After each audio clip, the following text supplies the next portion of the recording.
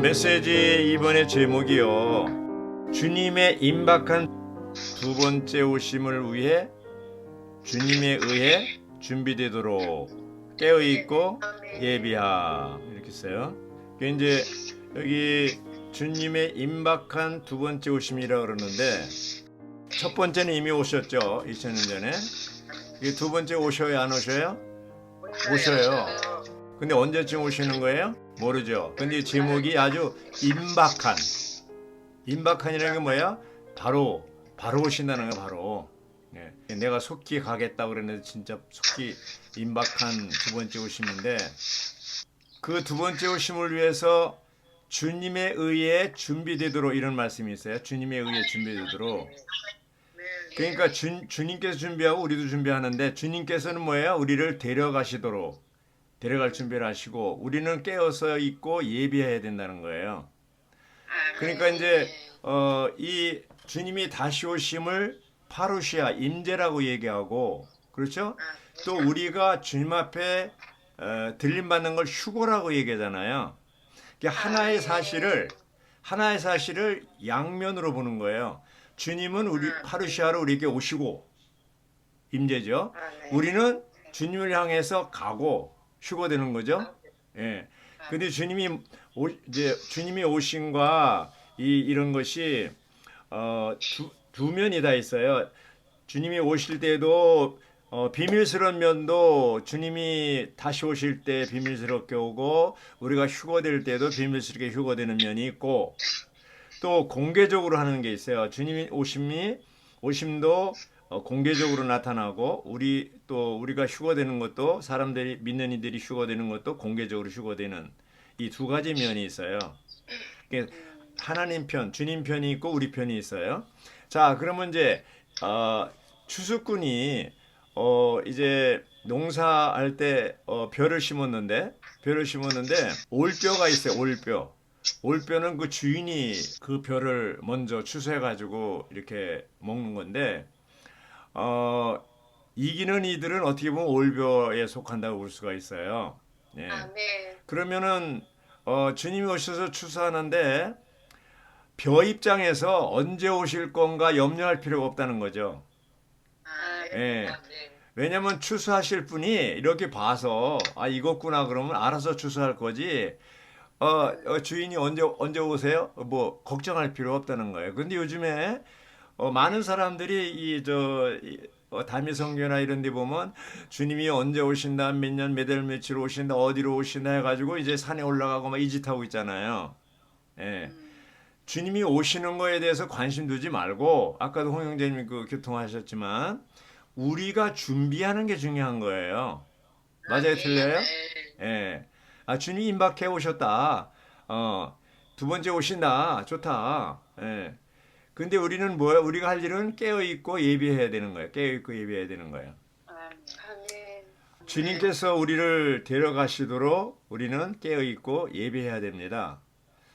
마태복음 24장 42절에 보면 깨어 있도록 하십시오 그러잖아요. 깨어 있도록 하십시오. 예.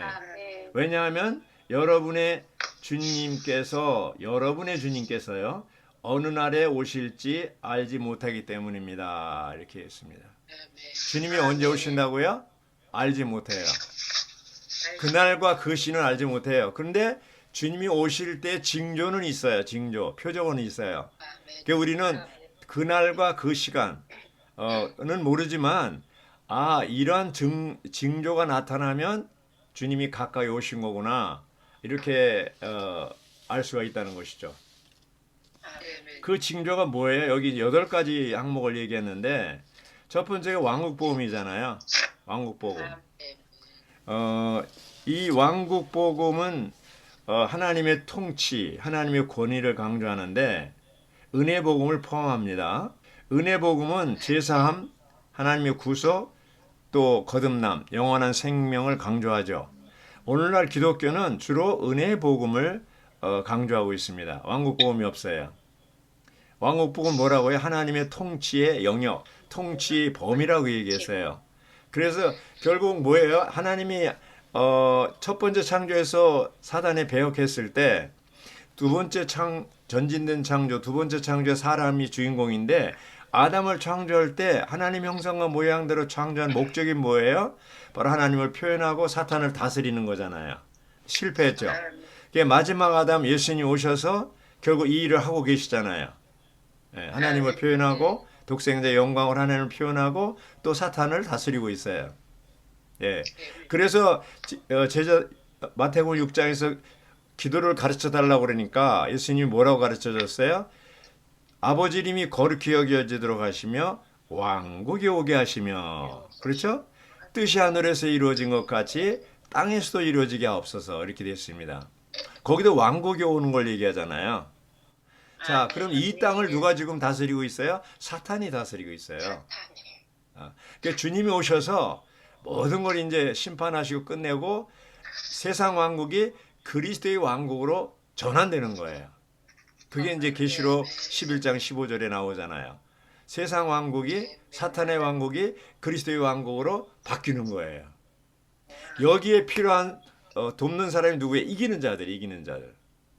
그래서 주님은 이 시대에 이기는 자를 부르고 계신다고 그러잖아요.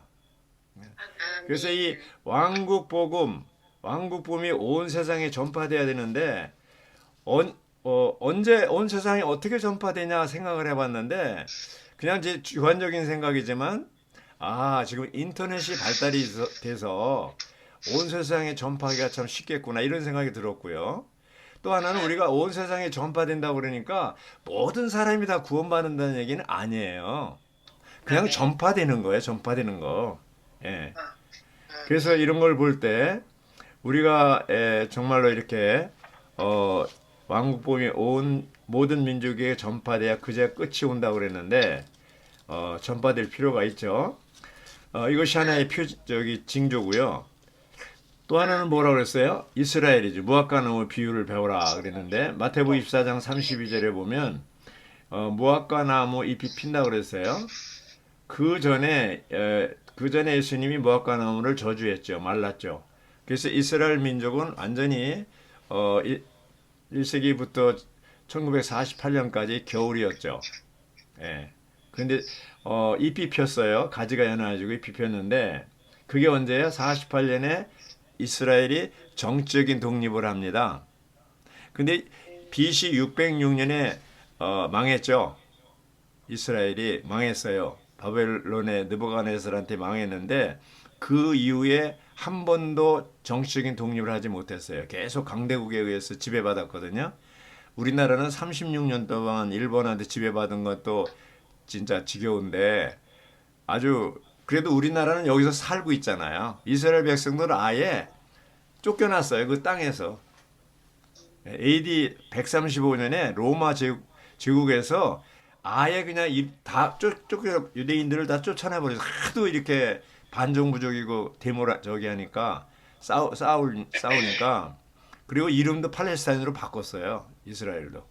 그래서 그때부터 이제 계속 유랑민이 됐죠. 근데 기적적으로 2500년 만에 1948년 5월 14일에 독립이 됐죠. 이것이 하나의 이제 표징이라는 거죠. 징조. 그리고 이제 그 또 하나의 징조는 뭐냐 하면은 이방인의 때가 차기까지 예루살렘이 집합일 것이라고 누가복음 21장 24절에 있는데 이 예루살렘이 이스라엘 전쟁에서 이스라엘이 이제 독립이 됐지만 예루살렘은 여전히 이방인들이 차지하고 있었어요. 근데 1967년 6.1 전쟁에 의해서 그 예루살렘을 탈환했어요. 또 하나의 기적이 일어났죠.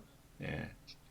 그리고 또 여러 가지 항목들이 있는데 또 확실한 게 뭐냐면 이제 적그리스도가 나타나기 위해서 적그리스도가 나타나서 데살로니가 후서 2장 4절에 있는 것처럼 성전에 자기가 우상을 섬기고 심지어는 자기가 그 성전에 앉아서 자기가 하나님이라고 이렇게 할 정도로 적그리스도가 이제 교만하게 되거든요.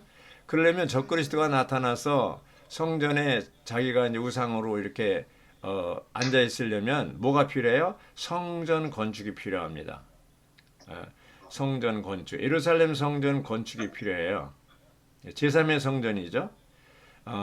그래서 이 성전 건축이 필요한데 그 지금은 다 준비됐어요. 성전 건축할 자료가 다 준비됐고 이제 그 장소 성전을 건축할 자료가 그 이슬람교 그 돔 있잖아요. 돔. 황금돔 그 자리인 줄 알았는데 그게 아니고 밑에라고 해서 이제는 평화협정을 맺어요. 그 유럽의 지도자 적그리스도가 될 사람하고 이스라엘하고 평화협정을 맺어서 협정을 맺을 때 성전 건축을 짓도록 하는 것이 평화협정의 골자예요. 그래서 평화협정이 맺어지고 성전 건축이 1년이면 지을 수 있답니다. 다 준비돼 가서. 그래가지고 짓고 나면 그때부터 이제 카운트다운이 시작되는 거예요. 7년. 그래서 이 적그리스도가 3년 반 있다가 죽었다가 살아나고 나서 네로 영이 들어가지고 완전히 아주 이제 역사상 가장 악한 그런 이제 지도자가 되는데 모든 종교를 다 핍박하고 그때부터 대환란이 시작되는 거예요. 대환란. 대환란이 주로 이제 예루살렘을 중심으로 하고 유대인들, 이 팔레스틴 땅 거기에 이제 침하고요. 대환란이 또 로마를 중심으로 해서 온 세계에 또 다 이 대환란이 다 이제 한란 3년 반 동안 대환란이 계속됩니다. 그런데 여기서 주님은 도적같이 오셔서 누구를 데려가냐면 바로 이기는 자들을 데려가는데 주님 편에서 보면 데려가는 것이고 우리 편에서 보면 휴거되는 거예요. 누가 휴거됩니까? 이기는 이들. 이기는 이들이 휴거되는데 바로 계시록 12장의 사내 아이. 그렇죠? 죽은 이기는 믿는 이들. 계시록 14장의 첫 열매. 살아있는 이기는 믿는 이들. 그렇죠? 이들이 이제 삼층천으로 가서 그리스도와 함께 어디로 오냐? 공중으로 와요. 공중으로 와서 이제 그때 휴거되지 못한 사람들은 땅에 있잖아요. 대환란 통과하잖아요. 대환란 동안에 3년 반 동안에 아주 햇빛이 쨍쨍 내리쬐면 곡식이 빨리 익잖아요. 그 기간 동안에 아주 급속히 이게 익어서 추수할 수 있는 곡식이 되어가지고 그들도 이제 공중으로 휴거됩니다. 주님 편에서는 불러 올리는 거죠. 그래서 이제 휴거돼 가지고 공중에서 뭐가 되냐 하면은 바로 그리스도의 그 심판이 이루어지죠. 상과벌이 이루어집니다. 그리스도 심판 때에서 상과벌이 이루어지는 것이죠. 그래서 이 그 심판 다음에 어떻게 돼요? 이기는 자와 함께 결혼식이 이루어지고 그렇죠? 그 결혼식 후에 아마겟돈으로 신혼여행을 떠나는 이런 것이 이제 하나의 그 코스예요. 마태복 25장에 열처녀에 대한 거는 뭐예요? 그들은 다 이미 자고 졸고 졸다가 이제 자죠. 졸다가 잔다는 게 존다는 건 뭐야? 병들은 거고 자는 것은 죽는 거라고 그랬잖아요. 그게 다시 부활했을 때 그 중에 그때 그 부활한 거나 3년 반 동안에 대환란을 통과하면서 대부분이 순교하는데 이들이 이제 순교하는데 부활하고 또 남은 자들이 또 다 역대로 죽은 사람들이 또 부활하고 해서 그들이 공중으로 가잖아요. 예. 그런데 여기 다섯 처녀는 현명한 처녀는 등과 그릇에 기름을 준비했는데 어리석은 처녀는 뭐예요? 등에는 기름이 있지만 그릇에는 기름이 없어요. 예. 그런데 이 사람들이 이제 죽었다가 부활해서 이 마태복음 25장은 죽었다가 부활한 상황을 얘기하거든요. 그때서야 이제 부랴부랴 그릇에 기름을 더 살려고 했는데 이미 늦었어요. 자, 이건 뭘 얘기하냐면 오늘날 우리가 교회 생활을 통해서 오늘날 현명한 다섯 처녀가 돼야지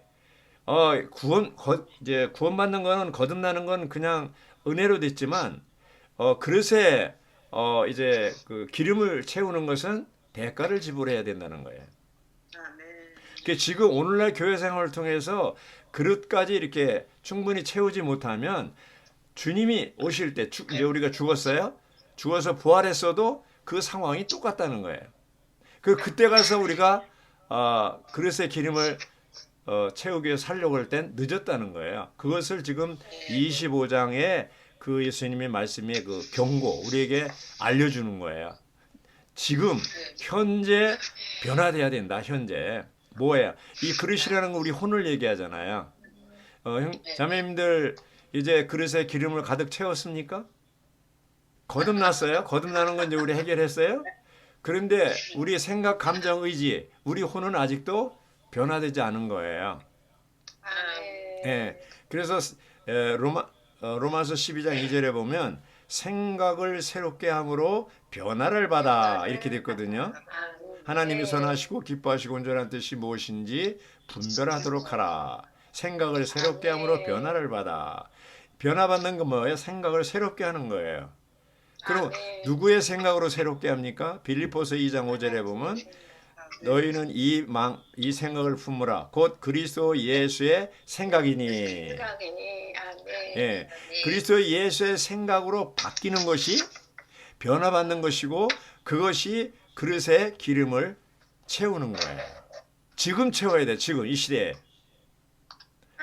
우리가 죽고 나서 이제 부활했을 때 그때 늦어요. 그래서 임박하다는 말은 어떤 면에서는 바로 지금이 얼마나 급한 시대인 것을 알 필요가 있다는 거죠. 지금은 정말 그런 면에서 기름을 채우는 면에서 이제 바쁘다는 거죠. 임박했다는 거예요. 그래서 여기 이제 마태복음 24장 42절에 깨어 있도록 하십시오. 이렇게 얘기했을 뿐만 아니라 계시록 19장에도 보면 그분의 신부로 준비되고 깨어 있어야 한다 이렇게 얘기했어요. 그러니까 깨어 있고 예비된 사람만이 대환란 전에 뿅 하고 휴거되는 거예요. 주님이 데려가는 거예요. 주님 편에서 보면 우리 편에서 보면 들림 받는 거고. 그래서 여기 보면은 주님의 임박한 두 번째 오심을 위해서 주님께서 우리를 데려가시도록 깨어 있고 예비해야 된다는 것이죠. 할렐루야. 네. 깨어 있고 예비해야 된다는 거예요. 그럼 우리가 대환란 전에 휴거되기 원한다면 우리는 늘 간구하며 항상 깨어 있어야 할 뿐 아니라 주님의 오심에 대해 깨어 있고 예비되어야 합니다. 할렐루야. 오직 예비되고 신랑을 기다리는 이들만이 대환란 전에 휴거될 것입니다. 그러면 늘 간구하며 항상 깨어 있으려면 어떻게 해야 되냐? 영 안에 있어야 되고 영 안에서 기도해야 된다는 것이죠. 영 안에 그 영 안에 있는 것이 깨어 있는 것이고 그렇죠? 그래서 우리가 이제 이 교회 생활 가운데서 중요한 것이 뭐냐면은 육신에 둔 생각은 사망, 영에 둔 생각은 생명과 평안이기 때문에 항상 영 안에 우리 혼 생각을 두어서 그 생각의 영으로 새롭게 되는 에베소 4장 23절에 있는 것처럼 옛사람을 벗어버리고 4장 24절 새 사람을 입으라고 그랬는데 옛사람을 벗어버리고 새 사람을 입으려면 4장 23절에 생각의 영을 새롭게 함으로 이렇게 된 거예요. 그러니까 우리의 생각이 그 영으로 기름으로 가득 채워야 돼요. 우리 감정, 의지가 그 생각의 영으로 기름으로 가득 채워야 돼요. 그럴 때 이제 그것이 뭐냐면 그리스도의 아들의 그 형상이 아들 형상과 같아지기까지 이렇게 된 거예요. 갈라디아 4장 19절에 있는 것처럼 우리의 혼이 변화된다는 것은 아들과 같은 형상을 이루는 것을 얘기하는 거예요. 예, 그것이 이제 현명한 다섯 처녀가 할 일이고 그런 사람들만 잔치에 들어갈 수가 있습니다. 이사장에 보면 그 어리석은 다섯 처녀들이 기름을 사러 갔다 와 보니까 문이 닫혀버렸어요. 문을 열어달라고 그럴 때 주님이 뭐라고 그랬어요? 난 여러분들 도무지 모른다고 그랬어요. 모른다고 그랬어요. 모른다는 말은 뭐예요? 이제 진짜 모른다는 게 아니고 자격이 없다는 거예요. 여러분들 못 들읍니다. 왜 그렇습니까? 성숙하지 않기 때문에. 그래서 우리가 교회 생활을 통해서 곡식으로 따지면 익은 곡식이 돼야 되고 우리의 생명의 혼의 변화로 따지면 성숙하고 변화돼야 돼요. 생각을 새롭게 해서 그리스도 예수의 생각으로 변화돼야 돼요. 자, 이렇게 생각을 새롭게 함으로 변화를 받아 이 세상을 본받지 않고 변화를 받으면 어떻게 되냐? 하나님이 선하시고 기뻐하시고 온전하신 뜻이 무엇인지 분별할 수 있어야. 네. 이 시대에 대해서 우리가 정말로 이 시대가 어떤 시대입니까? 고린도 디모데후서 3장 1절에 보면 사람들이 자기를 사랑하고 이렇게 됐어요. 자기 사랑한다는 게 뭐예요? 개인주의죠. 그 개인주의, 자유주의 이런 거죠. 자기를 사랑하는 것이 아주 특징이에요. 이 시대 말세 때는 자기 사랑하는 사람은 뭐예요? 돈을 사랑하고 자기를 사랑하는 사람은 돈을 좋아해요. 그 유대인들이 돈을 그렇게 좋아한다고 그러잖아요. 그리고 바울은 이 돈이 일만하게 뿌리라고 그랬잖아요. 자기를 사랑하고 돈을 사랑하고 쾌락을 사랑하고 이러잖아요. 주님 사랑하지 않고. 그렇죠? 그것이 이제 디모데후서 3장 1절서부터 5절까지의 말세의 상태를 얘기하고 있습니다. 예. 자, 이제 제가 한 가지 말씀드리고 싶은 것은 성경은요, 놀라운 책입니다. 성경은 놀라운 책이고 하나님이 호흡해서 만든 책이 성경입니다. 하나님은 한번 말씀하시면 그대로 다 이루어져야 돼요. 하나님의 말씀은 진리예요. 진리로 우리를 거룩하게 하옵소서. 아버지의 말씀은 진리니이다. 진리라는 건 뭐예요? 그대로 이루어진다는 거예요. 그대로 이루어지는 거예요. 예수님이 돌아나도 이제 마태복음 24장에 보면 제자들이 성전을 자랑했어요. 예수님, 랍비님이 성전 보시오. 얼마나 아름답습니까? 너 성전 자랑하느냐? 예수님 편에서는 이미 성전은 끝났거든요. 이 성전은 돌아나도 돌 위에 남지 않고 다 무너진다. 이렇게 얘기했어요. 예. 근데 그대로 됐어요? 안 됐어요?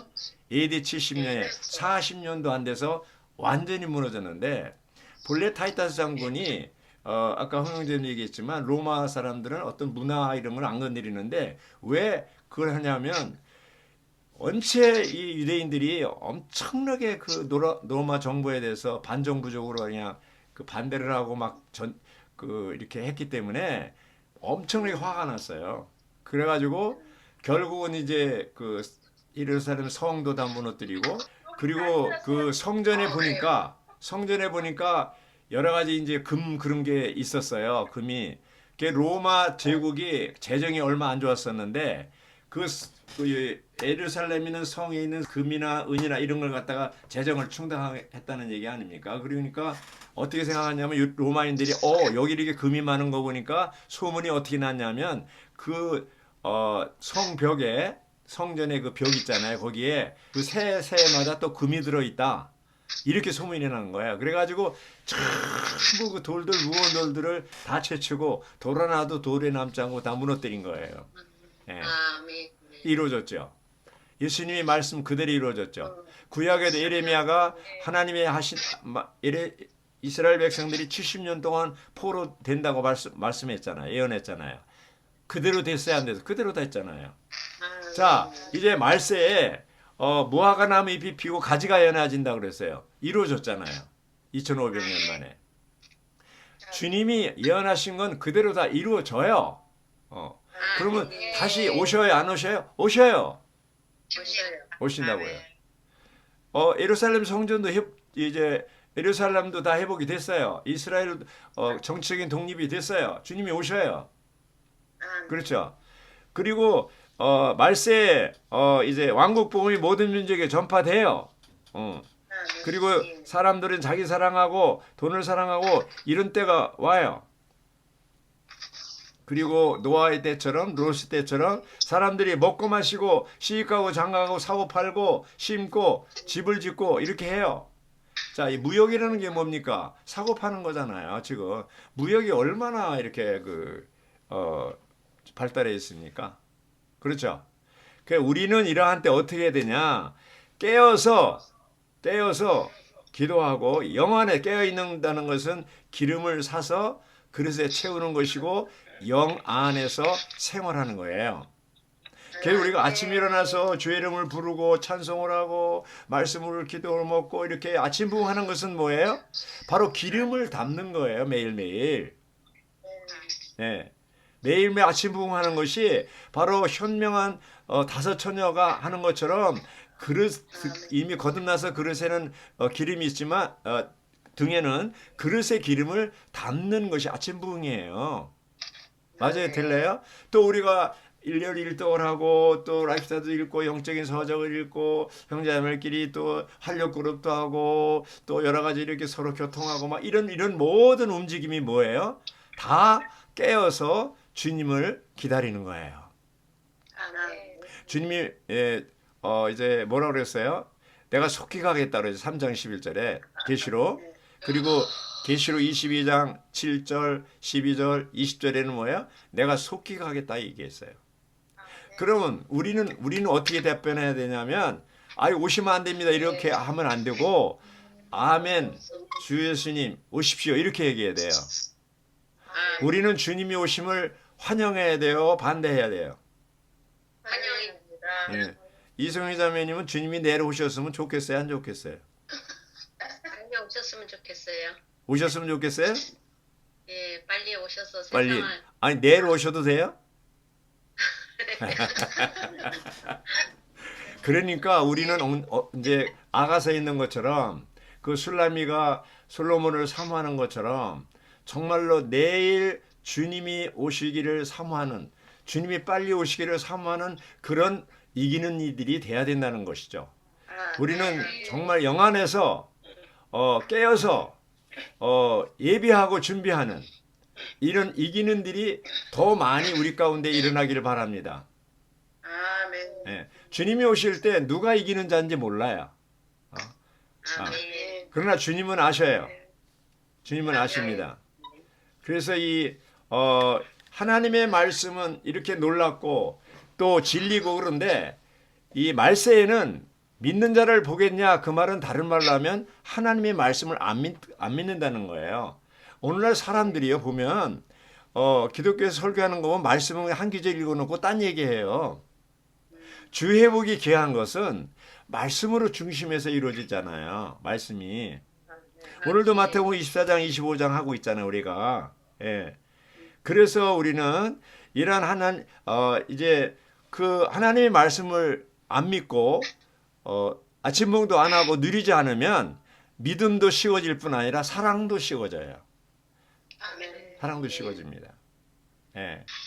그래서 우리가 마지막 날에 이 세상 사람들은 쾌락주의와 정욕과 또 정욕으로 가득한 방종 또 더 이렇게 많이 늘어날 것인데 야고보서 5장에 있는 것처럼 이러한 시대에 우리가 살고 있어요. 정말 어려운 시대에 살고 있어요. 그런데 주님의 오심 이것이 온 땅에 이 지구상에 다 이제 이루어지는 것인데 대환란이 그때 대환란이 오기 전에 우리들은 어때가 뿅 하고 휴거돼 버려야 돼. 휴거돼야 돼. 그러려면 조건이 있어야 되잖아요. 휴거되려면 어떻게 해요? 우리 생명이 자라야 되고 그 등과 그릇에 기름이 충만해야 되고 그리스도와 같은 형상이 이루어져야 되고 그렇죠? 생각이 새로워지고 그리스도의 생각으로 변화돼야 되고 그렇죠? 어쨌든 변화돼야 돼요. 혼의 변화의 극치가 바로 그리스도의 형상으로 이루어지는 거예요. 같아지는 거예요. 그것이 교회 생활입니다. 그것이 교회 생활이고 이제 이러한 모든 밖에 있는 환경 이스라엘 주님이 가까이 오셨다는 표징이 되는 무화과나무 비유 이런 것들을 볼 때 지금은 정말 주님이 임박했음을 우리는 알 수가 있습니다. 주님은 다시 오십니다. 반드시 오십니다. 오셔서 익은 곡식을 추수할 것이고 보배들을 다 이제 데려갈 것입니다. 도둑같이 은밀하게 오셔서 마태복음 24장 43절 44절이죠. 그분의 보물을 데려갈 것입니다. 그리스도가 우리의 보배이시고 우리는 주님의 보배입니다. 주님이 우리 보배라는 것은 고린도후서 4장 7절에 있고 또 우리가 주님이 보실 때 보배라는 것은 다니엘서 9장 23절에 있어요. 그러니까 우리가 볼 때 주님도 보배고 주님이 우리를 볼 때도 보배로운 사람이에요. 그래서 우리는 이러한 보배가 되고 주님이 오심을 예비하고 깨어 기다리는 사모하는 이러한 믿는 이들이 이기는 자들이 되길 바랍니다. 아멘.